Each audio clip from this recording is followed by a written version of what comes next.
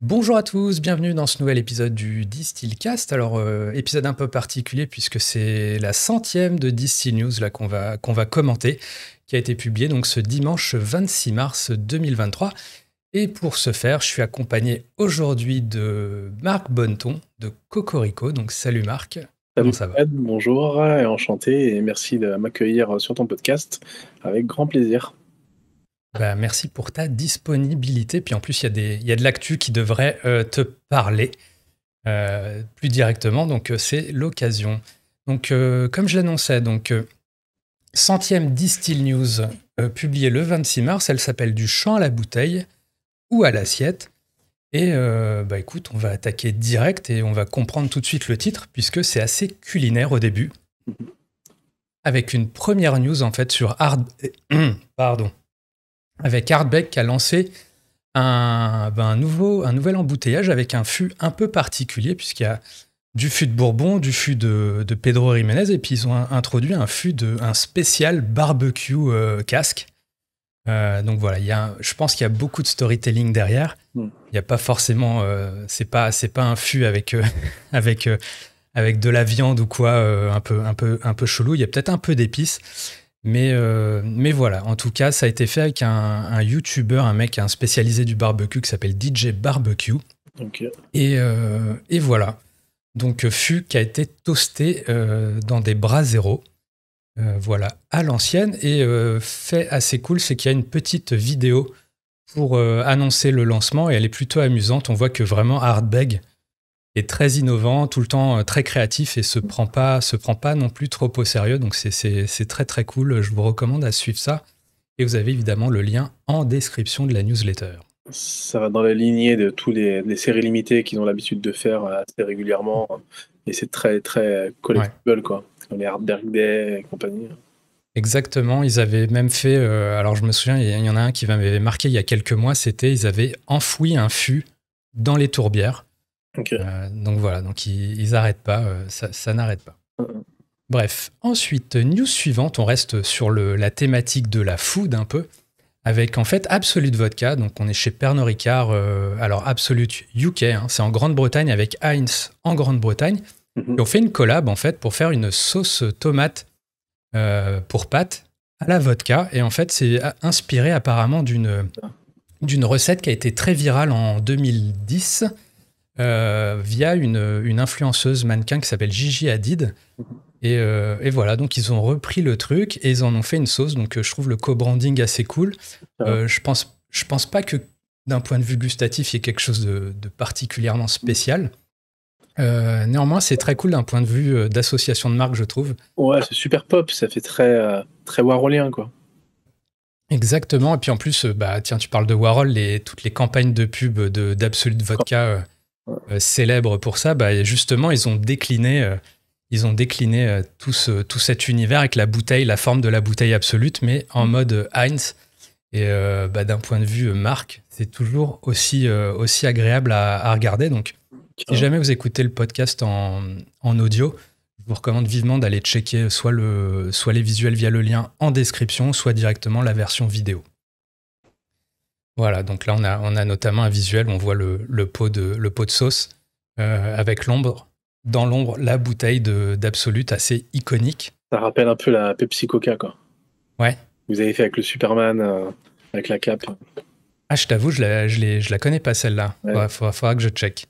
Mais oui, ah ouais, ils avaient joué sur l'ombre, du coup, c'est ça Non, que tu me dis. Ok, ok. Bah, très cool en tout cas. Et voilà, bon, après la sauce, elle coûte même pas 3 pounds, il me semble. Et voilà, si vous passez en Angleterre en avril, essayez de la choper. Du coup, il va y avoir des twists pour les Bloody Mary ou comment ça se passe? Bah tiens, tu fais bien d'introduire ça parce que je me disais, ils auraient pu faire une collab pour un RTD, un Bloody Mary ensemble. Ça aurait peut-être eu plus de sens que la sauce tomate, je sais pas. En tout cas, voilà. Et je pense que l'initiative vient peut-être plus de Heinz que de Absolute. C'est peut-être pour ça aussi cette orientation, évidemment, sur la sauce. C'est peut-être le match aller, il y aura peut-être un match retour. Exact. Ah, pas bête. Eh ben écoute, on suivra ça sur Distill News, évidemment. Next, on passe toujours côté food un peu. J'ai découvert ça sur un site allemand qui s'appelle Tastylery. et qui en fait produit un gin avec au goût popcorn. Donc voilà, donc comme on est dans cette thématique food, je trouvais pertinent de l'inclure. Ça s'appelle Cinecane Popcorn Gin. Voilà, donc gin popcorn. Et pour ceux qui voudraient explorer ça encore davantage, ils font également apparemment un rhum aromatisé, donc popcorn. Voilà, j'imagine que toi, avec ton regard de barman, ça doit aussi t'inspirer des choses, peut-être. Ouais, c'est toujours des déclinaisons. Après, voir le taux de sucre qui doit y Ouais. avoir, mais après, bon, 41 degrés 2. Mm. Ouais, c'est rigolo comme concept, mais le goût du popcorn, à mon avis, ça va être bien boosté en arôme quand même. Ouais. Après, je me dis que ça peut faire partie un peu des marques qui s'inspirent de l'univers du bar, où tu vois il y a beaucoup ces techniques de fat wash et tout. Donc là, avec le côté beurré du popcorn, je sais pas, Ouais. j'imagine que tout ça s'inspire. Et on arrive finalement à des produits qui, un peu prêts à mixer, quoi, Mm, mm. je dirais. Ouais, mais avec du coca, ça doit être rigolo. Ouais, c'est pas faux, ouais. Donc voilà, Cinecane. Et d'un point de vue solide, cette fois, on a Caffiné. Donc Caffiné qui fait en fait des cafés affinés en fût de vin, en fût de whisky, en fût de, je crois ils ont fait Calvados, cognac et tout. Et en fait, qu'elle a sorti des chocolats dont les fèves de cacao ont été affinées pendant 1 an en fût de whisky. Alors je sais que le fût de whisky apparemment c'est du Ergaster, donc voilà, whisky français. Et on a également du fût de Sauterne, du fût de vin jaune également. Voilà, j'ai pu goûter et c'est très cool. Comme le café, moi j'aime pas mal cette histoire de café affiné. Il y a Castan qui avait fait ça aussi. Voilà, je sais pas si tu as eu l'occasion de goûter ce genre de produit, Jamais. mais voilà, on voit que le spiritueux s'inspire de plein de choses et à l'inverse, il y a aussi les spiritueux qui inspirent d'autres domaines. Après, il y a souvent eu d'alcool dans les chocolats, que ce soit les Mon Chéri pour Ouais. ceux plus connus ou des autres. Mais ça va souvent C'est ensemble. vrai. En tout cas, en format solide comme ça, on parlait des Mon Chéri, mais c'est bon, c'est vraiment spécifique là avec le côté liquoreux à l'intérieur. Bien sûr. Là, on est vraiment sur la fève qui est affinée et non pas on a mis de la liqueur dans le chocolat. Voilà la petite. Subtil, du coup, quand même. Comment ? Ça doit être assez subtil quand même, du coup, j'imagine. Oui, ouais, c'est assez subtil, mais sur le café, sur le whisky, tu le sens de manière assez subtile. Sur le vin, c'est un peu plus marqué. Il y a une douceur supplémentaire, je trouve. Mais voilà, en tout cas, je vous encourage à peut-être aller checker ça. Ça se passe chez Caffiné, avec un K. Ok. Ensuite, news suivante, on a côté whisky. Donc là, on sort un peu du côté food qui introduisait la newsletter. Et on passe chez Bruichladdich qui a en fait sorti un truc qui s'appelle The Regeneration Project et qui est en fait le premier whisky de seigle d'Islay. Voilà, donc on cultive aussi du seigle à Islay, donc une première mondiale a priori. Donc voilà, pour ceux qui aiment le Bruichladdich, c'est un nouveau champ d'exploration qui s'ouvre à vous, je pense. On a ensuite Glen Grant qui étend sa gamme avec un 21 ans d'âge dans sa gamme permanente et c'est du coup qui sera le whisky le plus âgé de sa gamme permanente. Voilà, donc Glen Grant qui a une belle gamme, quoi, et voilà. Donc 21 ans d'âge maintenant. Ensuite, côté français, on a Soligny qui sort son 3e pur malt qui s'appelle le Chant du Coq numéro 3. Voilà, donc c'est pas encore du whisky. Mais c'est quelque chose que j'évoquais avec Fabrice Jarlot il y a 2-3 semaines maintenant, et que je trouve très très cool dans la naissance un peu du whisky français comme ça, c'est on peut être témoin un peu de toute l'évolution de ces marques. On peut voir naître des jus qui ont été distillés il y a souvent peut-être en 2020, 2021, et on voit des embouteillages, on peut déjà goûter et se projeter sur peut-être ce que ça sera dans 10 ans, dans 5 ans. Et accéder à tout ça. Donc je pense qu'il y a peut-être qu'on ne voit pas encore la valeur du fait que ce soit très jeune et tout. Mais je trouve très intéressant à suivre ce côté. On voit quelque chose évoluer, on peut le goûter, le voir naître et dans quelques années avoir le vrai whisky et se dire qu'on a vu toutes les étapes avant, ce qui est beaucoup plus compliqué sur des distillerie très ancienne, quoi. Je sais pas si Non, c'est sûr. tous ces gammes t'inspirent, mais voilà. Très cool. Ouais. Ensuite, qu'est-ce qu'on a de beau? On a les Bienheureux, donc les Bienheureux qui ont notamment Bellevoix, le whisky Bellevoix, qui ont sorti un nouveau whisky qui s'appelle Beauchamp, qui est un whisky pur mâle qui a été fini en fût de Pinot des Charentes, et ça a été fait via Berclou. Donc Berclou qui a été racheté par les Bienheureux, donc tout se connecte. Voilà. Ensuite, petite chose, on va peut-être revenir un peu au sucré d'avant.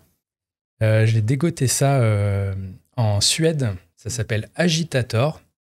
Et en fait, c'est du whisky qui a été affiné pendant 8 mois dans des fûts de sirop d'érable. Donc dans des petits fûts importés des États-Unis et du Canada. Et dans lequel ils ont mis leur whisky. Voilà, donc le résultat, je serais très curieux de ce que ça rend, mais ça doit être assez inédit parce que, bon, forcément, sirop d'érable, ça doit marquer. Mais voilà, peut-être que ça te fait une sorte de old fashion déjà prête à boire. Il manque plus que le bitter. Bien sûr, ouais. Mais j'avais déjà vu quelque chose comme ça avec du sirop d'érable il y a assez longtemps. Un rhum, je crois, non? Alors, je t'avoue, je ne saurais pas te dire. Mais il y a une distillerie de rhum qui s'était installée dans le Kentucky. D'accord. Une petite dizaine d'années, et ils avaient produit pas mal de choses, et dont un au sirop d'érable, avec du sirop d'érable en plus. Donc du rhum au sirop d'érable cette fois. Bon. Kentucky, ça te parle pas, cette distillerie? T'avoue, non. Ça avait fait un petit succès d'estime à l'époque. Parce que je sais qu'il y a Whistle Pig, alors qui est, pour le coup qui est pas dans le Kentucky, mais qui travaille avec l'érable. Mais je pense pas que tu penses à Whistle Pig. Non. C'est pas et puis c'est Angel quelque chose, non? Ah, Angel's Envy. Mais c'est du whisky pour le coup, c'est pas du... Et ils font pas des trucs au rhum aussi? Non. Alors ils font, le Angel's Envy, c'est leur spécificité, c'est qu'effectivement ils font que des whiskies avec des finishes. Donc il doit y avoir des finishes en fût de sherry, en fût de rhum, en fût de tout ce que tu veux. Ça ressemble à Angel quelque chose, mais c'est pas ça. C'est vraiment une marque de rhum. D'accord. Et on travaillait ça au bar en 2010, 2011, 2012. D'accord. Et c'était une marque de rhum dans le Kentucky, donc c'était vraiment hyper atypique. Et ils avaient des choses sucrées, dont une au sirop d'érable. Je te retrouverai ça, je ferai sûr. Avec grand plaisir. Bah, écoute, si on l'a, on le mettra en commentaire, pareil. Mais voilà, en tout cas, en Suède, on fait aussi du whisky et on fait aussi des choses un peu exotiques avec du coup ces petits fûts de 60 à 120 litres de sirop d'érable. Voilà, si vous passez en Suède, n'hésitez pas à ramener une bouteille. Qu'est-ce qu'on a de beau ensuite? On passe à Elrond Prohibido. Alors là, c'est pas le produit en soi qui est particulier, c'est plus sur l'aspect kit qui est fait avec. Et en fait, c'est Duga qui distribue ça, il me semble, en France. J'ai fait un podcast avec Ludovic Mornan là, dans le Bottlefield Show où on parlait de personnalisation de tout. Ça se développe vachement le côté tu personnalises ton whisky, tu personnalises ton gin, que ce soit l'étiquette, que ce soit en choisissant sur le site du producteur exactement ce que tu veux dedans. Et un peu dans cette vague, je pense il y a quelque chose aussi sur une tendance un peu de fond, un signal faible là-dessus. Donc tu as Elrond Prohibido qui fait un kit où en fait tu as une carafe en plus, tu as un stick de bois, donc de chêne, et pour finalement expérimenter chez toi une espèce de vieillissement, hein, alors avec des gros guillemets évidemment, de ton rhum. Voilà, donc tu as un rhum blanc, tu as un stick, je pense que c'est peut-être aussi le genre de choses auxquelles on joue, qu'on peut expérimenter quand on est derrière le bar. Donc voilà, Elrond Prohibido. De rhum arrangé. Voilà. Infusé au bois. Au bois. Donc voilà, rhum mexicain en plus, donc c'est un peu atypique également. Ensuite, bah tiens, ça te touche plus directement, je pense. C'est Bombay qui développe pas mal les cocktails RTD. Donc Bombay, c'est chez Bacardi. Et qui a sorti un nouveau Citrus Collins en canette. Donc sans doute un cocktail inspiré du Tom Collins, hein, avec de l'eau gazeuse, et très orienté a priori agrumes. donc voilà, donc gros développement des RTD. Alors peut-être moins encore de notre côté, mais tout ce qui est aux États-Unis, en Australie notamment, où c'est l'été actuellement, Mm. on voit fleurir énormément de news dans ce style. Carrément. Et en canette. Ensuite, on reste dans le RTD. Alors là, c'est un autre segment là, qui se développe. Et a priori, ça sort cette semaine, ou du moins en début avril. C'est Lipton. Donc Lipton qu'on connaît pour les Iced Tea. Et en fait, ils sortent un Hard Iced Tea, donc une version à 5% d'alcool du célèbre Iced Tea. Sur quoi? Sur une base fermentée, mais pas pour le marché français, non? C'est sur le marché américain, là. Américain. Alors, de ce que j'ai cru en comprendre, ça va être plutôt, c'est pas fermenté, c'est plutôt avec de l'alcool neutre, quoi, avec de la vodka. Mais eux, ils peuvent là-bas. Alors, tiens, éclaire-nous, parce que je t'avoue, là, ils peuvent, c'est-à-dire. Toi, tu peux Non, pas. je pense par rapport à la taxe prémix, typiquement, si t'es en dessous de 12 degrés, t'es accablé par la taxe prémix. Et donc, du coup, personne ne sort de choses en dessous de 12 sur base spiritueux. Donc, t'es obligé de faire sur des bases fermentées, type les hard seltzer. Mais bon, après, avec les déboires qu'ils ont connus et les problématiques vis-à-vis de la bière et compagnie, quoi. Mais nous, on pourrait en faire, mais uniquement pour de l'export, quoi. D'accord, ok. Donc en fait, c'est aussi simple que ça, qu'on voit pas. Par exemple, on voit du Jack Coca. Il suffit d'aller en Allemagne pour en voir. Ce genre de choses en canette. On voit je sais pas, j'ai vu, tiens, les Bombay, j'en ai vu à l'aéroport à Amsterdam récemment. Donc En France, tu verras jamais rien en base de spiritueux en dessous de 12. D'accord. En ready to drink, je parle. C'est pour des raisons purement fiscales. Ou alors c'est quelqu'un qui se tire une balle dans le pied et qui a envie de faire ça, mais sur une base spiritueux. Après, sur une base fermentée, c'est autre chose. Hein. Parce que par exemple, tu as Féfé. Féfé, c'est à base de vodka en France. Ouais, mais eux, ils sont en dessous d'un certain niveau de sucre. En fait, la taxe prémix, elle te touche à deux conditions. Soit tu es en dessous de 12, soit tu es en dessous de, je sais plus combien, de 50 calories ou un truc comme ça. Donc tu as un truc qui est pas du tout équilibré, qui est hyper sec et qui plaît pas au grand nombre, quoi. D'accord. Ok, bon à savoir. En tout cas, c'est toujours cool à suivre de voir que tout ce qui se développe, c'est comme j'imagine, tu as vu tout ce qui est Hard Mountain Dew, donc c'est comme Lipton, c'est chez PepsiCo, qui font une version hard du Mountain Dew. Il y a, j'en parlais juste avant, tu as Jack Daniels et Coca-Cola qui ont fait un co-branding qui est sorti au Mexique et maintenant aux États-Unis du fameux Jack and Coke.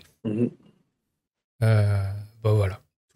Toujours intéressant à suivre. Et là, dans le cas de Lipton, je trouve ça assez fou, c'est que on a ce mouvement de marques d'alcool qui développe du sans-alcool.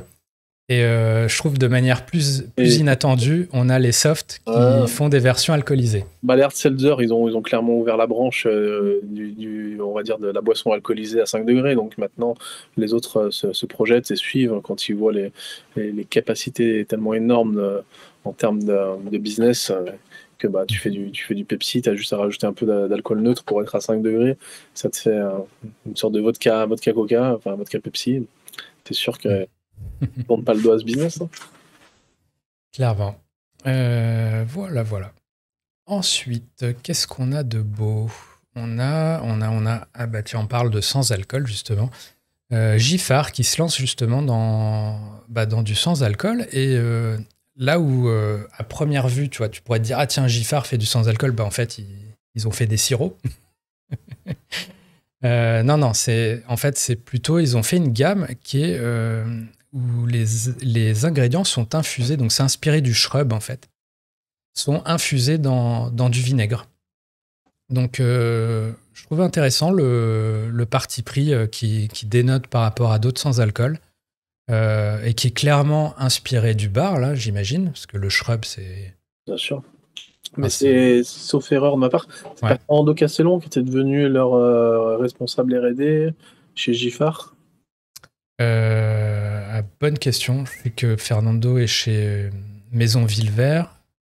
Ah non, ouais, c'est ça, autant pour moi. Donc, non. Bon. Non, j'ai confondu. Mais oui, Giffard, ils ont toujours été proches de la culture bar et des barman, donc du coup, c'est logique qu'ils surfent sur cette tendance en ayant un aspect très mixo et barman orienté, quoi. Et d'ailleurs, quand tu vois ce genre de produit, toi, avec un œil de bartender, t'accueilles ça, tu trouves ça très cool, ça te facilite le boulot, ou tu te dis, je continuerai à faire mes preps maison parce que, je sais pas, c'est ma signature, ou comment tu vois ça d'un point de vue bar Ah, moi, j'ai un point de vue qui est biaisé déjà de par, Ouais. 20 ans d'expérience et surtout la partie entrepreneuriale qui te fait mettre les coûts en face de ce que ça prend en temps humain et le vrai coût d'une production maison. En plus, le shrub, c'est le mauvais exemple parce que je les ai vus arriver, les shrubs, en 2013-2014, quand tout le monde commençait à en faire et que c'était tellement pas au point que c'était juste acide et dégueulasse. Je suis pas un grand fan de shrub de par mes mauvaises expériences. Après, D'accord. ça peut être bon et ça peut avoir une pertinence dans des variantes de Bloody Mary, dans des choses un peu légumes, on va dire, ou même Mhm. autres, hein. Mais moi, ma sensibilité, elle est de rester, de coller et d'amener du vinaigre ou cette acidité dans des choses qui iraient bien naturellement, bah, avec de la tomate ou des choses comme ça. Mais du coup, bah, faut goûter, c'est toujours pareil. Il faut goûter si c'est bon, si ça plaît, comment on se projette dans ce nouveau produit. Et puis à quel coût, quoi. Si c'est pour acheter une bouteille de shrub ou de verjus à 20 euros, j'avoue que je suis toujours un peu cette problématique. En tout cas, enfin, Ouais. moi, mon challenge dans mes bars, c'est de vendre des cocktails à 10, 11 euros et d'essayer de s'y tenir. 12, allez, 15 pour un zombie. Maintenant, si on est dans un palace à Paris et qu'on vend les cocktails 25 euros ou sur une plage et qu'on les vend 25, oui, bah, c'est sûr qu'on peut partir sur des ingrédients mineurs utilisés à petite dose qui vont amener une originalité. Mais c'est toujours pareil, c'est pour qui, pour faire quoi et à quel prix. Et voilà. Et justement, tu parlais de temps passé. Est-ce que ce genre de produit finalement te fait pas gagner du temps que tu peux mettre ailleurs, tout simplement? Clairement, c'est des produits qui te font gagner du temps si tu fais des cocktails avec du shrub. Mhm. Après, en fonction de l'établissement, quid de la pertinence de faire un cocktail avec du shrub dans un Mhm. établissement à gros volume. Euh, enfin voilà, c'est tellement propre à la vision du chef barman et de la clientèle et de l'emplacement et du prix auquel c'est vendu, c'est toujours pareil, quoi. Mais si tu fais des cocktails au shrub avec du shrub, pour moi, c'est plus un bar d'initié ou vraiment un bar cocktail. Et donc, la plus-value D'accord. est d'aller plus loin dans la signature et donc de faire les produits maison quelque part. Donc, ça se mord un peu la queue. Et Ouais. après, quid de l'intérêt d'une liqueur ou d'un truc comme ça sans alcool au shrub dans une vision mainstream ou en tout cas à grande échelle, vu que c'est quand même fait par Giffard, c'est quand même pas fait pour en vendre 10 bouteilles ou 12 bouteilles par Ouais. an. Donc Bah après, écoute. c'est parti aussi d'une stratégie recherche et développement, du marketing, d'être à la page. Et on parle de Giffard aujourd'hui. Et ils continueront à vendre de la banane aux États-Unis et des sirops en France.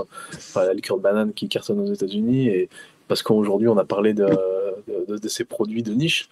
Et donc, c'est toujours important aussi d'avoir, bien sûr, des produits nouveaux à lancer sur le marché pour continuer à faire parler de la marque d'une manière plus générale, quoi. Ok. Bah, écoute, à suivre comment. Donc il y a aujourd'hui quatre parfums. À voir, est-ce qu'il y en a un cinquième, un sixième qui arrive, ou est-ce que peut-être la gamme se réduit en fonction de ce qui part ou pas.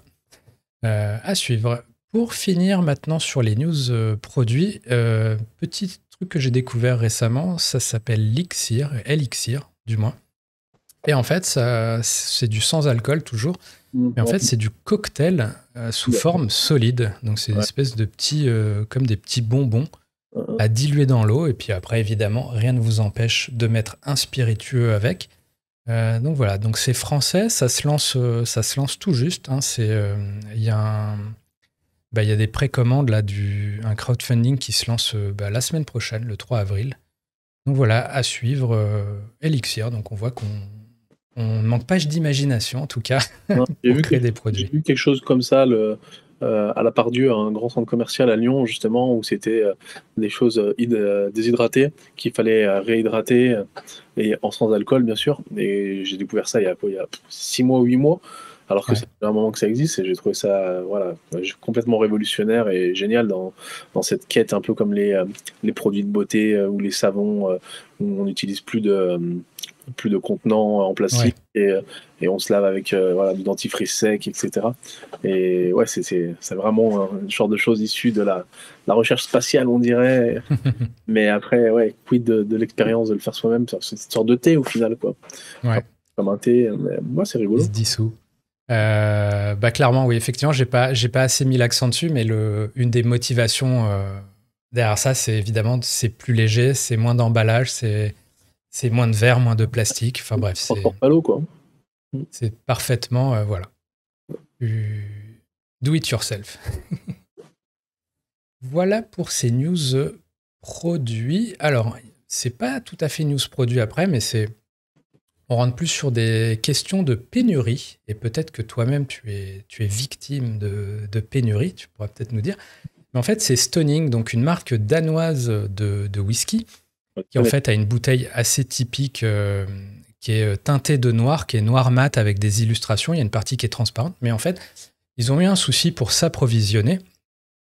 Et là où je trouve ça très intéressant, c'est qu'ils mettent à profit de manière créative cette pénurie en sortant en fait une édition de la bouteille qui est vierge. Simplement, ils ont mis un feutre doré et des stickers dans le kit avec un petit slogan qui est bien trouvé, qui est We make the whiskey, you design the bottle. Donc voilà, toujours un peu dans cette idée de personnalisation aussi. Et voilà, donc Du coup, en gros, comment... comprends pas, qu'est-ce Oui. qui leur manquait là? Il leur manquait les étiquettes ou Non, en fait, si, pour ceux qui voient en vidéo, on voit que la bouteille, là, tu vois elle est noire. Ouais. Elle est noire, en fait. Elle est teintée en noir. Elle est Euh, moitié, elle est coupée en deux comme ça, non? ouais, exactement. Et donc du coup, c'est Euh, le prestataire donc, qui leur fait le semi-covering qui pouvait pas le faire. voilà. Donc, j'imagine qu'ils ont eu un souci pour le coating, comme on dit, pour faire tout ça. Et résultat, ils se retrouvent juste avec les bouteilles transparentes, vierges. Ouais. Euh, donc voilà, puisque au-delà des Ouais. pénuries de verre, il y a aussi des pénuries Et dans c'est tout un clair, tas d'autres choses. ça c'est clairement une approche rebond marketing hyper intelligente. Mais ils Mm. auraient clairement pu éditer une étiquette et puis étiqueter de manière traditionnelle. C'est vrai. Mais ça aurait été moins fun. Exactement. Donc c'est super malin, c'est super malin. Mais Donc c'est très malin. une fausse pénurie quelque part. C'est juste le Ouais. prestataire qui fait le coating qui pouvait pas le faire pour je ne sais quelle raison. Mais t'es pas en pénurie d'étiquette, t'es pas en pénurie de carton, t'es pas en pénurie de bouteilles, t'es pas en pénurie de whisky. T'es juste en pénurie. Alors, alors non, pour le coup, en étiquette, là, on peut pas dire vu qu'ils font des stickers, mais c'est pas. Ça a été le Ouais, cas en quand plus. même. Hein. Les soucis d'étiquette, enfin toute la supply chain était touchée quand même. Ouais, bien sûr. Euh, donc voilà, Ouais, une petite idée créative. C'est comme t'as Ferroni il y a quelques mois, pareil, qui était touché ouais, ils ont par fait les pénuries. toutes les bouteilles différentes. Exactement. Donc ils avaient sorti avec les bouteilles qu'ils trouvaient finalement. Donc c'était une gamme totalement il n'y avait pas de consistance sur les formes des bouteilles, Ouais, mais c'était cool pour le coup. ouais. Donc voilà pour Stoning. Ensuite, bah tiens, on arrive on va dire la grosse acquisition de la semaine. Mm. C'est Pernod Ricard donc qui a pris une participation majoritaire dans Screwball. Donc Screwball, c'est un whisky aromatisé au beurre de cacahuète qui a été fondé en 2018, il me semble, ou 2019. Donc c'est une marque assez jeune qui est finalement comme Cocorico qui date de fin 2019, juste avant le confinement, il me semble. Ouais. Ouais, c'est ça. Donc Pernod Ricard qui a racheté ça, qui se positionne donc sur ce marché un peu croissant des whiskies aromatisés, Mhm. qui marche bien aux États-Unis. Hein. On connaît évidemment tout ce qui est Fireball, Jack Honey, etc. Mais voilà, il y a vraiment un marché. Screwball, c'est plus de 500 000 caisses en 2022. Caisse de Et 9, Comment? des caisses de 9 litres, Des caisses de 9 litres, absolument, ouais. c'est énorme, quoi. Comment? C'est déjà énorme. Ouais. Bah, clairement, ouais. Surtout que c'est sur le marché américain. Uniquement. Je crois pas qu'ils exportent, quoi. Toujours est-il que via cette acquisition, le but c'est de devenir global, donc on peut imaginer que les volumes vont croître énormément. Et puis en plus, ils font aussi des RTD, hein, des versions en canette, qui sont plutôt mignonnes aussi. Mm. Donc voilà, Screwball, et c'est plutôt, alors je sais pas, ce qui forcément ce sujet m'amène à évidemment te poser la question. Toi, qui a fondé donc Cocorico il y a maintenant même pas 4 ans, il y a 3 ans et demi. 3 années. Je sais pas, est-ce que peut-être tu peux nous en dire plus? Donc Cocorico, ça a été annoncé en fin d'année dernière, début d'année là, que Pernod Ricard investissait dedans ou le rachetait. Ouais. Est-ce que peut-être justement tu peux nous dire un peu comment ça se passe en coulisses, ce genre de choses? Enfin, comment tu as vécu, comment tu passes on crée une marque à la veille du confinement à 3 ans après, Pernod Ricard met la main dessus, quoi. Ben, concrètement, ça va très très vite et même encore maintenant qu'on est en plein démarrage avec eux, tout s'accélère encore plus. Voilà, c'est une aventure qui s'est passée dans la précipitation, encore une fois.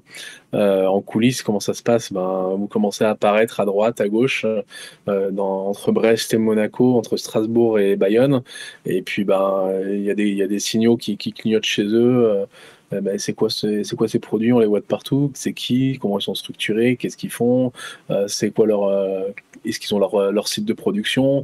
Ou est-ce qu'ils font faire quelque part? Enfin, ils analysent ça un peu voilà, dans tous les sens. Après, ils ont des retours aussi internationaux sur le développement du RTD, forcément, de par leur présence à l'international. Et puis en interne, c'est des sujets qui surveillent de très près. Donc, il y a un time, il y a un momentum qui fait que entre le choix de se dire pour eux de le développer en interne ou plutôt acheter une start-up, ça va plus vite, surtout quand elle commence à s'implanter comme on l'a fait. Donc, Mhm. ben, ils ont accéléré, ils sont venus nous voir, et après, ben, voilà, sous confidentialité, ils ont fait les analyses et les études qui les importaient. Et puis après, ben, comme tout deal, il y a des propositions, il y a des négociations, il y a des accords juridiques, et puis après, ben, ça signe ou ça signe pas, et en l'occurrence, ça a signé. Et voilà. D'accord. Après, je suis sous confidentialité sous pas mal de choses, donc j'essaye de rester J'imagine, ouais. un peu évasif, mais en gros, c'est deux parties qui s'entendent et qui ont une vision commune, un développement commun sur des produits, sur une stratégie, et après on déroule. Donc Pernod Ricard, évidemment, va démarrer la distribution exclusive de Cocorico courant avril. Et donc là, D'accord. on est en backup, on est en prod à fond sur aussi bien les cocktails que des contenus, que tous les contenus commerciaux, où on fait nos refontes de pas mal de choses. Là, on a refondu complètement nos étiquettes pour pouvoir coller parfaitement à la législation, parce qu'on n'était pas forcément au top hyper carré, parce qu'on savait pas forcément ce qu'il fallait dans ce niveau de détail-là. Donc maintenant qu'on est accompagné de leurs équipes juridiques, forcément, on a un produit qui est carré au niveau de la législation, et voilà. Ok.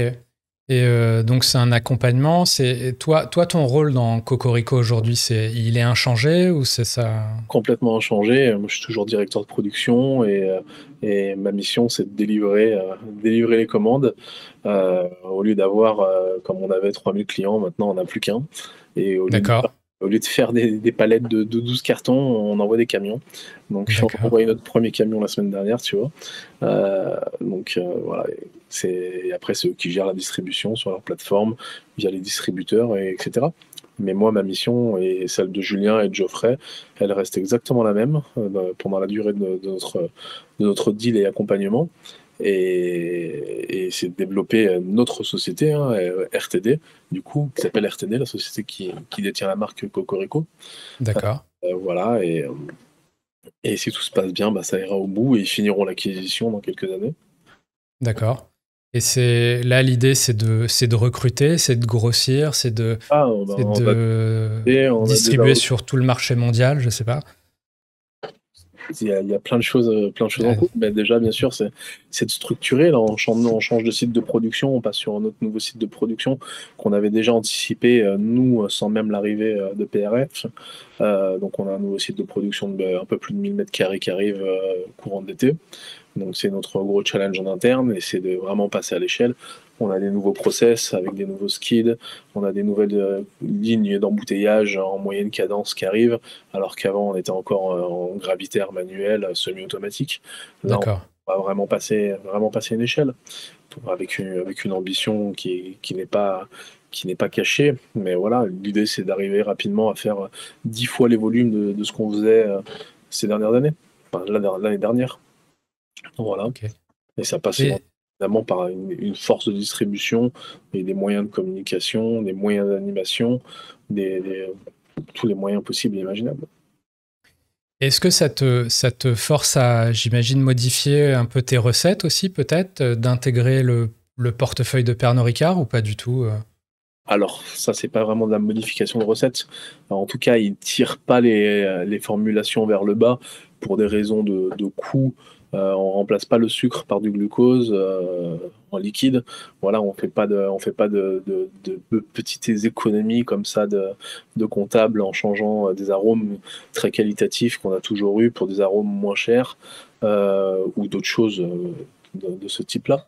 Après, changer de rhum, on Hmm. a un rhum qu'on faisait chez Chir et qu'on voulait qui ressemble le plus possible à du Havana 3 ans.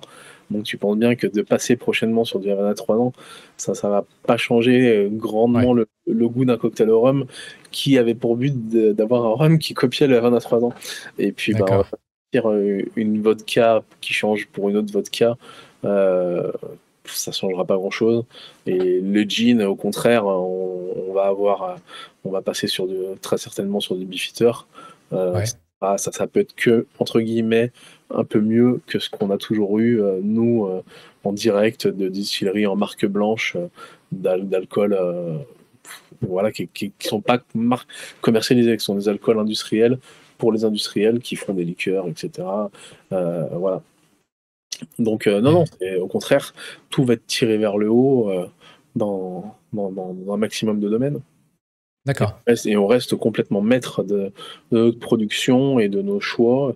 Et après, bah, ils nous sollicitent pour développer d'autres choses propres à leur portefeuille, comme des sus toniques ou des cocktails ready to drink pour le Lillet, pour des festivals. Voilà, donc des choses sur lesquelles on travaille déjà et qui vont D'accord. probablement au courant de l'été, mais qui vont être de l'épiphénomène. On est aussi pour eux un laboratoire et un laboratoire à petite échelle, parce on peut faire des prods de 1000, 2000, 3000 litres, ou même un peu moins, tu vois. Par exemple, Tomorrowland, c'était une belle commande, mais on partait pas sur des prods de 10 000 litres. Donc, Alors pour expliquer, donc Cocorico était présent sur le festival Tomorrowland, c'est ça? ouais, grâce à Pernod Ricard qui nous ont glissé dedans par rapport aux attentes qu'avaient Tomorrowland et Olmeca, D'accord. l'alcool tequila principal du festival sur les shots et sur les cocktails. Donc du coup, on s'est immiscé entre les deux intervenants et on leur a fait des cocktails à la façon, Margarita, au Mexican Mule et les shots qu'ils proposaient déjà l'année dernière à l'Alpe d'Huez, donc à la tequila. Donc D'accord. voilà, on est un outil pour eux pour pouvoir se positionner rapidement comme une solution à façon et un gain de temps pour évidemment les festivals où le ready to drink est juste la solution la plus évidente qui puisse exister, quoi. Hmm. Voilà. Ok, ok. Bah, de toute façon, je pense on va en reparler juste après de l'aspect festival. Mais en tout cas, très intéressant. J'étais curieux aussi. Enfin, tu vois, typiquement, moi, j'avais une bouteille de Old Fashioned Cocorico d'il y a maintenant 1 an et demi, quelque chose comme ça, et c'était écrit de manière très transparente que c'était du Buffalo Trace, de l'Angostura, des choses comme ça.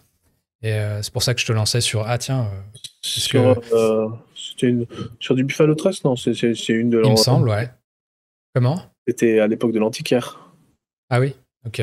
Peut-être je confonds, mais en tout cas, il me semble que c'était indiqué sur la bouteille de quoi il Ouais. s'agissait. Non, c'était pas nous, ça. Ok, bon. Il faudra que je retrouve la bouteille éventuellement. Ouais. Mais en tout cas, bah, très cool. Et puis, bah, on va réaborder la partie festival juste après. En attendant, on reprend le fil. On a simplement une distillerie aux États-Unis. On parlait de Kentucky tout à l'heure. Et ben, on a Blue Run Spirit qui a annoncé l'été dernier qu'ils faisaient un investissement de 51 millions de dollars pour renouveler pour construire une distillerie. Et en fait, il y a eu les premières projections là qui ont été partagées et je trouve C'est ça vrai. assez spectaculaire. Magnifique. Voilà, Un donc vrai on voit que projet architectural avant tout, quoi. Voilà, donc pour l'anecdote, donc c'est un peu, pour ceux qui n'ont pas l'image, mais c'est un peu comme inspiré d'une rivière, un peu, avec un toit recouvert de panneaux photovoltaïques. C'est assez fou, et il me semble avoir lu que c'était le cabinet d'architectes qui bossait là-dessus. C'est typiquement qui a fait les bureaux de Google, qui a fait des trucs comme ça. Donc on voit le... Avec une espèce de marche en avant, on dirait, non? Ouais, je sais pas, je pense que j'ai vu que c'était le côté rivière et tout qui était... Et Blue Run, mais- en fait, ils font quoi? Parce que j'ai jamais entendu parler d'eux. c'est une distillerie qui fait du bourbon, Ok. voilà, ou distillerie de whisky. Mais de toute façon, aux États-Unis, en fait, tu réalises qu'il y a un paquet de distilleries. Il y a des investissements, mais qui sont absolument incroyables pour des marques que nous, on ne connaît absolument pas en France. Le marché est tellement énorme déjà là-bas. Voilà. Mais c'est comme, tu vois, Pernod Ricard, dans leur portfolio, ils ont Rabbit Hole, ils ont TX, des choses comme ça, que finalement, on connaît assez peu en France, voire pas du tout. Enfin, je sais pas, mais c'est pas... voilà. Il y a un espèce d'univers parallèle aux États-Unis là-dessus que moi je découvre au quotidien via Disney News pour le coup. Donc voilà, très joli. Je vous encourage à voir les photos sur le site évidemment. Ensuite, on a Scapa. Bah tiens, Scapa, c'est dans le portefeuille de Pernod Ricard justement. Ils ont inauguré une nouvelle salle de dégustation à leur distillerie donc en Écosse. Qui est très jolie aussi, qui est inspirée de l'univers nautique. Donc voilà, il y a des petits, pareil, pas mal d'images. Il y a 2-3 photos qui ont été partagées, c'est très très joli, très chaleureux, je sais pas. Et puis en plus, il y a une belle vue sur les orcades, voilà, juste à côté. Et au passage, bon, ils ont fait ça et ils ont également sorti donc un whisky de 19 ans d'âge pour accompagner le tout qui est disponible à la distillerie justement. Donc un finish en fût de Pedro Jiménez. Voilà. Next, on a Artisanal Spirit qui est donc le propriétaire de Scotch Malt Whisky Society qui ont parlé de pénurie un peu avant. Bah, eux, ils ont investi 2,5 millions de pounds pour une usine un peu comment on dit, objectif, enfin, je sais plus comment dire en français. Comment? Ils vont embouteiller sur site, quoi. Voilà, ils vont embouteiller sur site, mais ils vont aussi stocker des fûts. Enfin, ils vont pouvoir à peu près tout faire et être beaucoup moins dépendants d'acteurs tiers. Et puis aussi, bah, il y a toujours ce côté, cette petite touche, bah, finalement, ça fait moins de camions qui vont et viennent. On fait tout nous-mêmes, quoi.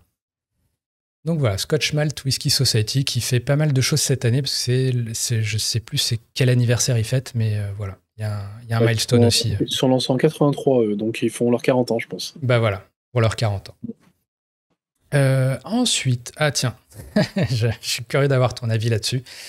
C'est une application comment elle s'appelle Dusk, qui en Angleterre permet de bénéficier de verres gratuits dans des bars londoniens ou londoniens ou britanniques tout simplement qui sont partenaires. Et en fait, cette app, ils ont demandé à ChatGPT, donc je sais pas si tu as testé tout ça, toutes ces IA. J'ai essayé. T'as essayé, ouais. Ouais, il y a quelques mois maintenant, c'est devenu, enfin c'est fermé ou c'est payant, je ne sais plus quoi, non? Alors, je pense qu'il y a toujours du gratuit, mais tu as effectivement une offre payante à 20 $ par mois qui fait que tu es sûr que ce soit dispo, quoi, que ça ne crache pas parce qu'il y a vraiment beaucoup de demandes. Ouais. Ça a été lancé au mois de novembre, si je me souviens bien. Et puis maintenant, bon, bah, ça déroule. Et puis, pour ceux qui s'intéressent à l'IA, il y a 10 000 annonces chaque semaine en ce moment. Ouais. Toujours est-il que Dusk donc, a demandé à ChatGPT de lui créer le meilleur cocktail du monde. Hein, j'emploie évidemment des guillemets. Ouais. Et ils sont tombés sur une recette qui s'appelle le Heavenly Sipper. Je te laisse juger de la recette. 25 ml de gin, 25 de Cointreau, 10 de Saint-Germain, 10 de miel, seulement 5 centilitres de citron, 5 millilitres, pardon. Pareil pour de l'absinthe, enfin bref, du bitter, du vin mousseux. Ça a l'air très déséquilibré. J'ai pas testé, mais j'ai fait... Je sais pas si je ferais confiance à l'IA pour créer le meilleur cocktail du monde. Après, comment c'est fait? C'est de la data qui remonte sur ce que les gens demandent sur internet ou ce qui est vendu et voilà, il y a du Cointreau parce qu'il a dû voir que la margarita revenait beaucoup, que le gin est tendance, que les gens aiment les cocktails sucrés et plutôt les long drinks, donc quelque chose d'effervescent. Non, je le trouve très intelligent au contraire ce Ah cocktail. oui? Après, déséquilibré, il faut voir si le vin mousseux, c'est un prosecco hyper sucré. Et du coup, ben, avec le miel. Non, non, c'est. Et puis, t'es en 2,5 de gin. Donc, Hmm. t'es pas sur une base de 4 ou 5 d'alcool. Et t'as quand même 2,5 de Cointreau. Et donc, t'as aussi le sucre du Saint-Germain. Donc, il est plutôt Plus équilibré le miel. en alcool et de sucre, plus le miel, plus le vin mousseux. Mais t'as quand même l'absinthe qui amène la floralité et qui ramène un petit kick, voilà, plus un peu d'aromatique. Non, non, il est hyper intelligent ce cocktail. T'as de l'amertume, t'as du sucre, de l'acidité, des épices, t'as de l'orange. Il est peut-être. Il me paraît sucré, moi. Genre les 5 millilitres de citron, là, j'ai l'impression Ouais, mais il vin en faudrait mousseux, plus, quoi. ils ont pas mis la dose. Ouais, Oui, c'est là, vrai. il n'y a que 5 millilitres. Ouais, 5 millilitres, c'est même pas. Ouais, c'est vraiment un dash. Et ouais, ça manque d'acidité, effectivement. Mais après, l'acidité, elle est aussi dans le vin. À voir. Mais ils Bon. disent pas combien ils en mettent de vin mousseux. Parce que s'ils en mettent 3 centilitres ou s'ils en mettent 18, c'est pas la même. Hein. Mais en tout cas, c'est pas con.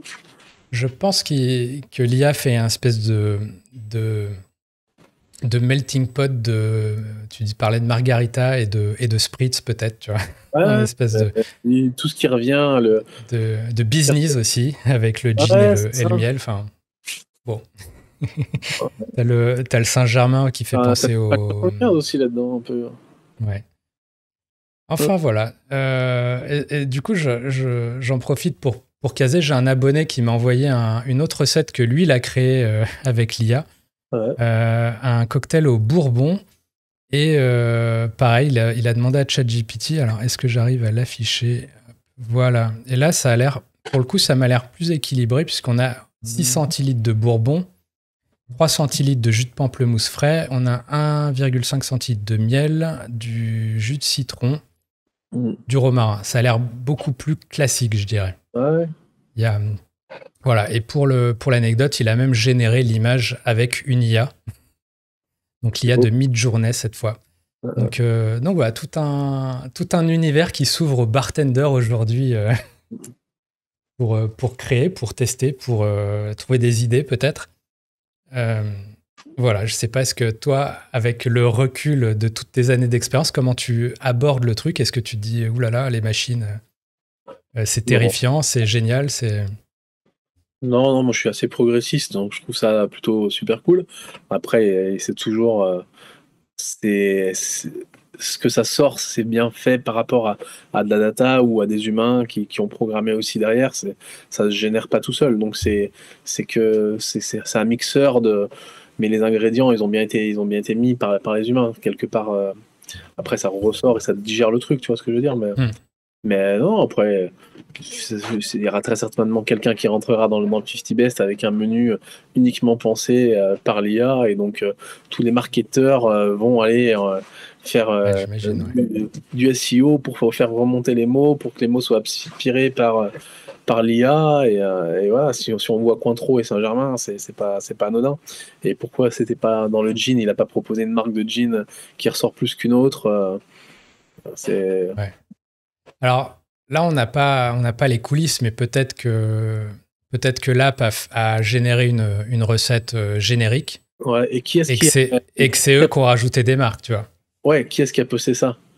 Est-ce que c'est Donc c'est l'app, c'est Dusk, qui s'appelle ouais, Dusk. mais Donc Dusk, c'est l'application, mais l'application elle appartient à qui? ah bah, très bonne question.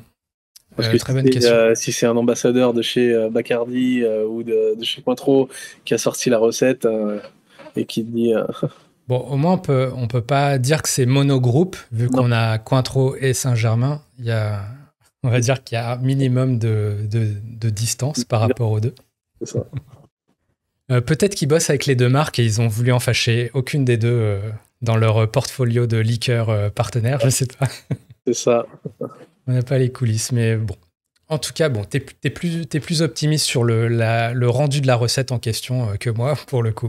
Mais voilà, s'il y en a qui testent, qui écoutent ce podcast, qui le regardent et qui ont testé, n'hésitez pas à nous dire en commentaire est-ce que c'était bon ou pas.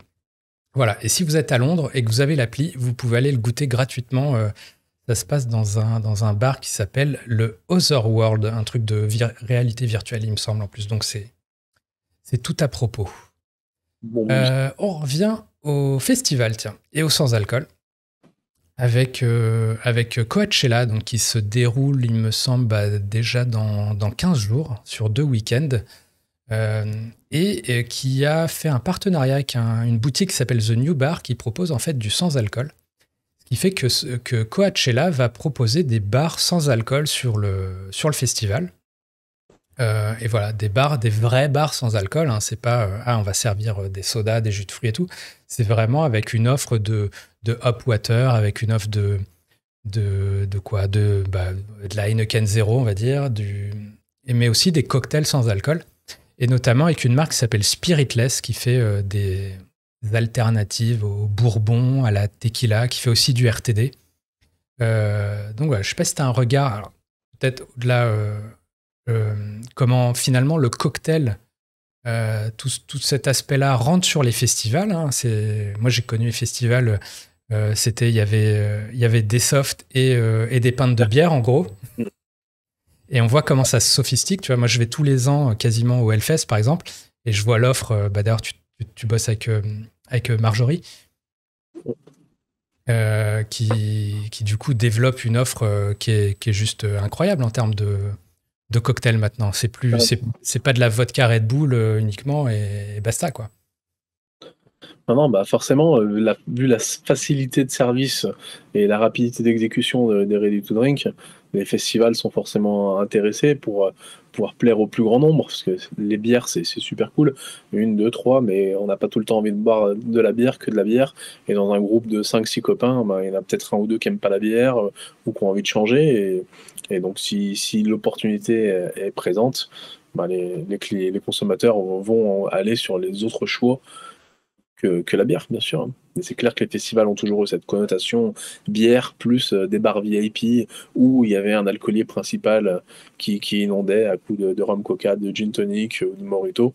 Et maintenant, ben, le ready to drink reprend sa place, enfin, prend sa place en tout cas, et ramène le spiritueux au centre de l'équation sur les bars principaux et plus dans des espaces dédiés VIP ou autres.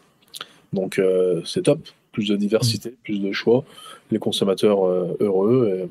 Et voilà, d'autant plus que sur des ready to drink de festival, généralement, on est plus autour des 12 degrés, donc on n'est pas plus fort qu'un verre de vin Ouais.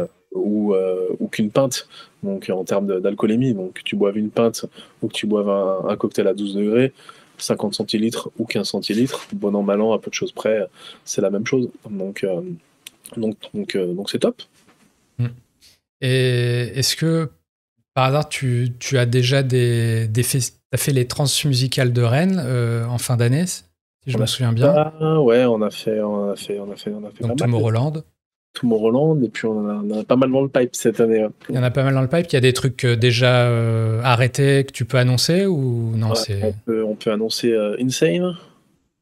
Voilà. D'accord. Après, il y en a d'autres qui sont encore en pourparlers, mais D'accord. on devrait être sur une bonne douzaine de festivals cette année. D'accord, ok. Et c'est en cocktail, genre en bouteille, ou c'est à la pression? Non, que C'est de la quoi le mode pression. de distribution? Pour l'instant, c'est que de la pression. Que de la Que, pression. que du Ok. cocktail on tap, ouais.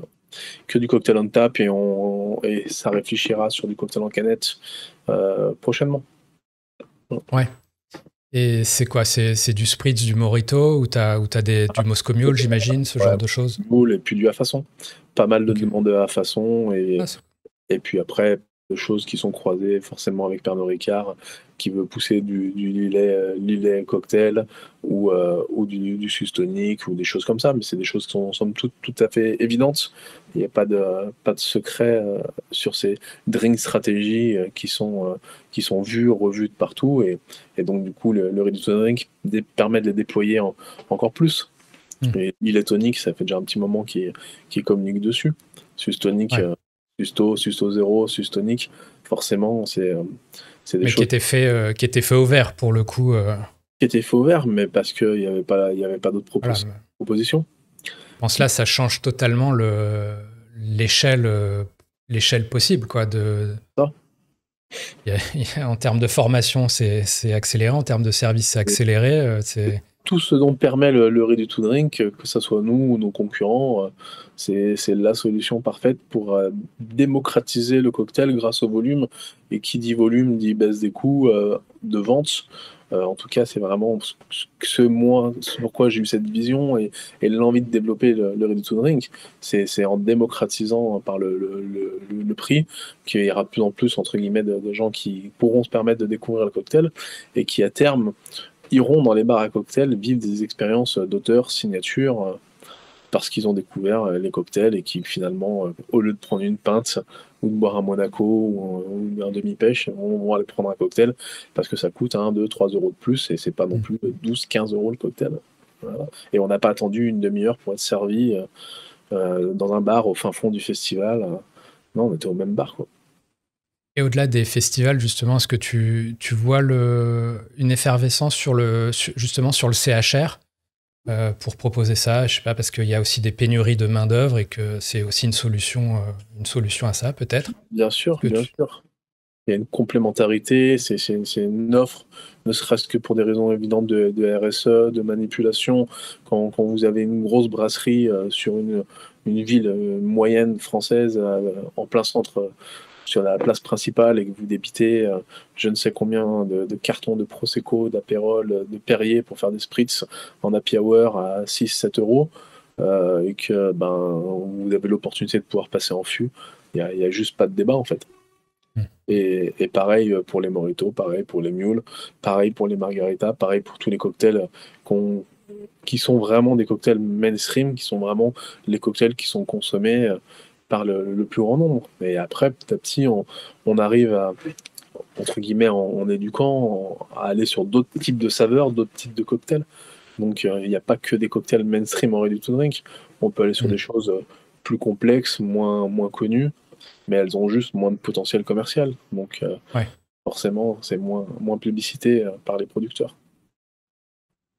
Ok. Bon, écoute, hâte de voir ça sur les festivals en tout cas. Voilà. On poursuit avec quoi? Avec un petit volet média simplement. Bon là, je vous encourage à aller voir la vidéo. C'est Diageo avec Captain Morgan qui a sorti un petit spot de pub pour la Grande-Bretagne, il me semble, avec une chanteuse qui s'appelle Brie Runway. J'avoue, je ne connais pas. Mais simplement avec un angle un peu particulier puisque c'est un spot dans lequel la chanteuse refuse un verre supplémentaire qu'on lui offre avec ce côté OK, enjoy slow. Voilà, donc un côté plus consommation responsable. Donc à la fois un spot qui met en avant la marque et en même temps qui fait ah oui, mais pas tout de suite. Voilà, donc on a ça. Dans un autre style, pour ceux qui aiment voir des spots de pub typiquement qu'on ne peut pas voir en France, vous avez aussi Proper Number 12, le whisky de Conor McGregor, du combattant UFC pour ceux qui suivent, qui a lancé donc sa marque d'Irish Whisky, et récemment il a fait une déclinaison à la pomme. Et pareil, il y a des petits spots de pub qui sont sortis. Pareil, vous pouvez checker ça sur YouTube. Vous avez évidemment les liens en description dans la newsletter. Ensuite, tiens, petite news qui nous ramène à Lyon encore, avec le Lyon Cocktail Tour, donc au niveau agenda, qui revient du 25 au 28 avril avec une première étape à Lyon, justement.